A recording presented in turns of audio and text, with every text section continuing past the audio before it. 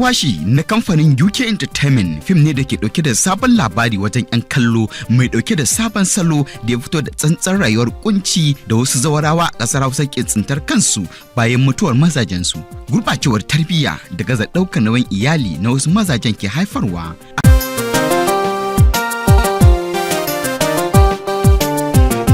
Hannu guda kuwa bakin kishi da bakin jahilci da ya addaba al'umma duk da yaduwar ilimin addini da na zamani a wannan karni.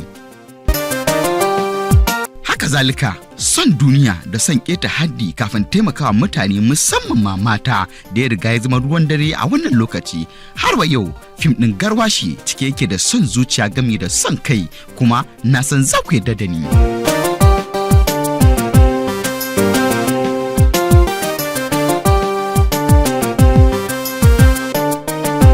Zo mu nausa cikin labarin domin ganin wasu turaku da suka taka rawa wajen samar da labarin gami da shirya shi da bada umarni, kai har ma da jaruman da suka taka rawar gani don isar da sakon gare ku. Amarya ikon Allah, ina son ki. Mun gane, to amma ki fa baki ce mun komai ba. Jikon labarin wannan fim shine halin da Ma'u ta tsinci kanta a ciki na kunci da tsangwama daga dangin miji wanda suka tsane ta tun sanda uban 'ya'yanta ke raye bisa zargin ta mallake shi, kasancewar yana matakar so da kaunarta kuma baya son duk wani abu da zai bata mata rai, wanda mahaifiyarsa da kannansa ke ganin ita ce sillar da yasa baya kyautata musu, baya kula da su yadda ya kamata. Wannan da ma wasu resunan wannan labari sun matukar kayatar da mutane, musamman tunasarwa da labarin ya kunsa.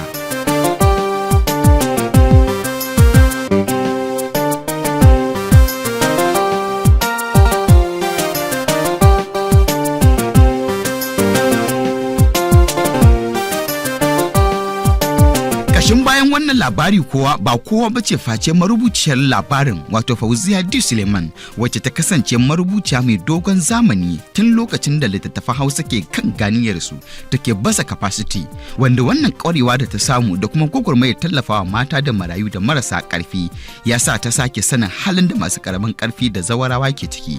Don haka ba abin mamaki bane yadda wannan labari ya fito da halin kunci da zawarawa ke fama da shi a wannan duniyar tamu, musamman ma waɗanda suka yi rashin sa'ar samun soyayyar dangin miji irin Ma'u.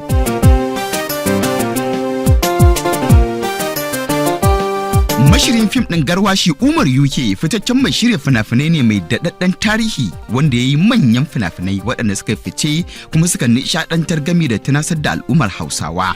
Kana ya taka rawa sosai wajen haɓaka harshen Hausa a duniya. Na san wasunku za su yi tababa kan wannan batu, to amma ku sani duk wani mai yada abu a duniya musamman ma da harshen Hausa to tabbas yana taimakawa harshen ne wajen bunƙasa da kuma nuna ta a duniya.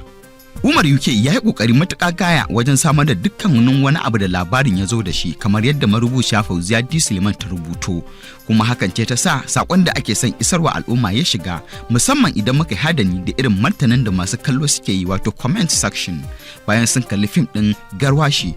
Wannan ke tabbatar da cewa a mahangar Michelle Media fim ɗin ya ciri tuta.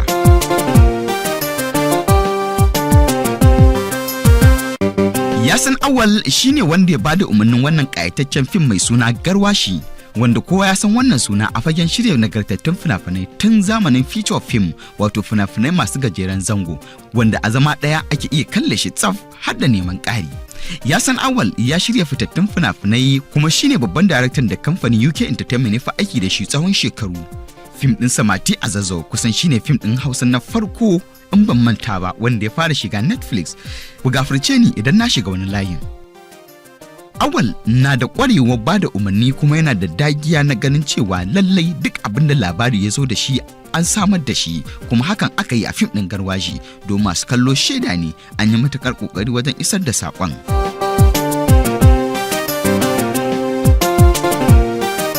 Ba iya waɗannan da na ambaci sunayensu ne kaɗai suka taka rawar gani wajen ganin wannan aiki ya kammala ba, akwai su da yawa, sai dai lokaci ba zai ba mu damar ambato su duka ɗaya bayan ɗaya ba, musamman ma masu ɗaukar hoto, masu ɗaukar sauti da haski da masu samar da dandali da abinci da dai sauransu. Dukkansu sun taka rawa, domin da ba su taka rawar a zo a gani ba tabbas da ba za a yaba yanayin aikin ba.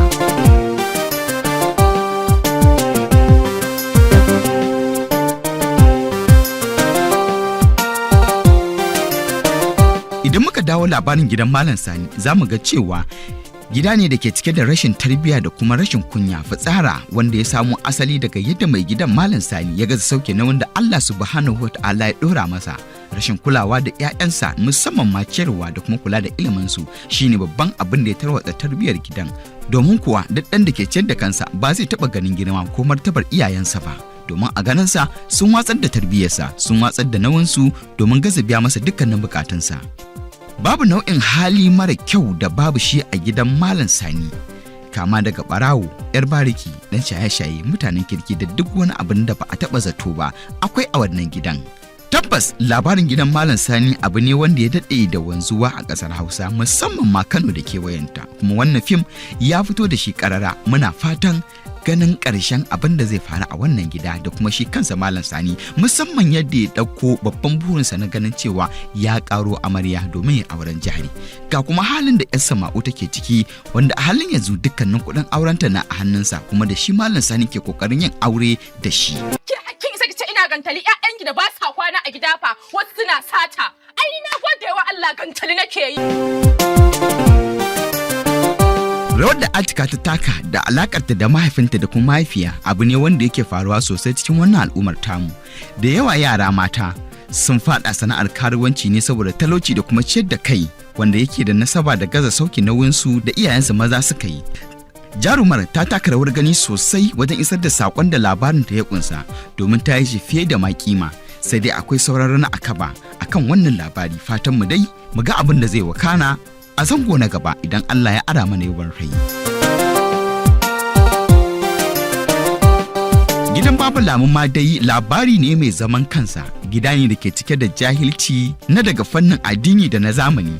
Shi dai mijin Asma'u kusan shi kadai ne zakka a gidan, amma tabbas sangarta da jahilci shine tsantsan labarin gidan Baba Lami.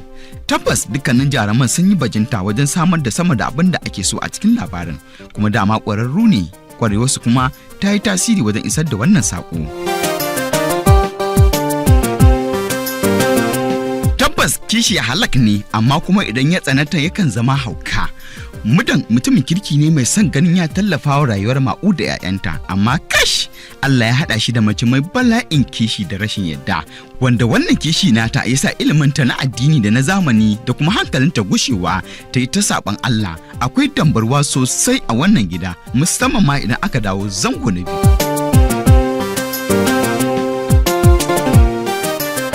Kawar Baba Lami, Bahaushe ya ce wai ba a mugun sarki sai dai mugun bafade. Kawar Baba Lami kusan ita ce kanwa uwar gaman cikin dukkanin wani abin da Baba Lami take aikatawa wanda yake tattare da jahilci da son zuciya, wanda ita ma son duniya ya rufe mata ido. Kasanta kawai take da bukata cikin duk abin da Baba Lami da 'ya'yanta za su samu.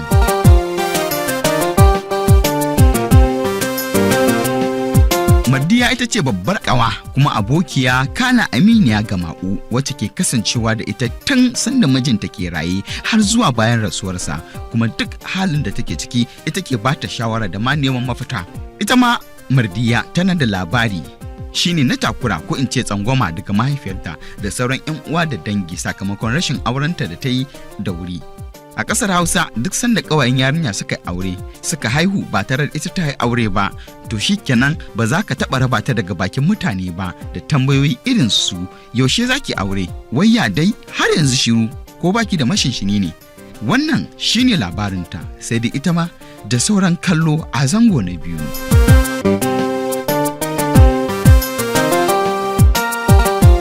Akwai Salamatu wacce za a iya cewa a gidan Malam Sani bayan Ma'u ita ce nutsatsiya ta biyu kuma wacce ke kokarin saka alkhairi da alkhairi ga Asma'u. Ita ma dai akwai labari a kanta kwarai da gaske, amma mu haɗu da ku a zango na biyu.